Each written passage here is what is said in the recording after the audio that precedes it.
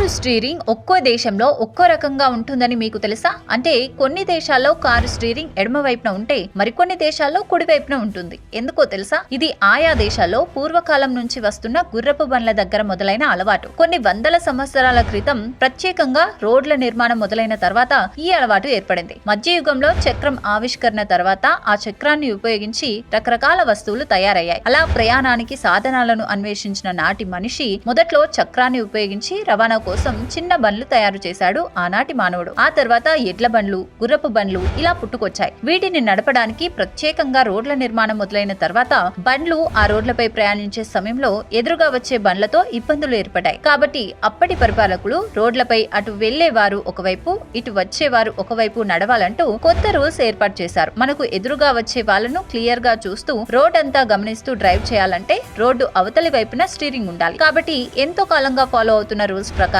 ఆయా దేశాల్లో car steering ఏర్పాటు చేసుకున్నారు. బ్రిటిష్ దేశంలో కార్లకు కుడివైపున స్టీరింగ్ ఉంటుంది. ఒకప్పుడు మన దేశాన్ని పరిపాలించిన దేశం కాబట్టి వారు భారత్ లో కూడా కారు స్టీరింగ్ కుడివైపున ఉండాలని, మనం మన ఎడమ వైపున రోడ్డుపై ప్రయాణించాలని నిర్దేశించారు. అలా కొన్ని వందల సంవత్సరాల క్రితం ఏర్పడిన రూల్స్ వల్ల కొన్ని దేశాల్లో కారు స్టీరింగ్ ఎడమవైపు, కొన్ని దేశాల్లో కుడివైపు స్టీరింగ్ ఉంటుందన్నమాట.